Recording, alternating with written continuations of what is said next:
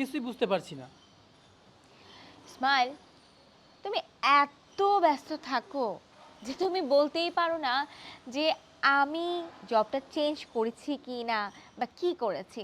আমি না আগের জবটা করছি না, এখানে আমি নতুন জয়েন করেছি এই মাসের 1 তারিখে। আর তুমি এতই ব্যস্ত, তুমি জানোই না তোমার স্ত্রী কোথায় জব করছে, সে কি করছে, সে খায় কিনা, ঘুমায় কিনা, সময় কোথায় তোমার কাছে আমার জন্য? ঐশী, আমার ভুল হয়ে গেছে, হ্যাঁ। আমি ওকে ছেড়ে দেব। আমি তোমার সাথে থাকতে চাই। সব কিছু খুব সহজ না ইসমাইল, চাইলেই পাওয়া যায় না মন মর্জি মতো, এত সহজ। আমি তোমার সাথে থাকবো না, আমি তোমাকে ডিভোর্স দিব।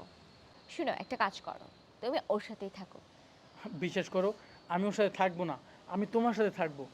আমি আসলে ওর সাথে হ্যাপি নেই, বিশ্বাস করো। তুমি যদি আমার সাথেই ভালো থাকতে, তাহলে তো আর আমাকে আজকে এই মেয়ের সাথে তোমাকে দেখতে হতো না। আর এটা তো একদিনের ঘটনা, কে জানে তুমি এরকম প্রতি রাতে কত মেয়ের কাছে গিয়েছো, কত মেয়েকে নিয়ে কত হোটেলে গিয়েছো। থাক স্মাইল, আমি আর এসব বিষয় নিয়ে কথা বলতে চাচ্ছি না। তোমাকে একটা কথা বলি, মনে রেখো, সত্য কখনো গোপন থাকে না, তা একদিন না একদিন প্রকাশ পেয়েই যায়। প্লিজ ঐশী, আমাকে মাফ করে দাও। দেখো স্মাইল, আর বেশিক্ষণ কথা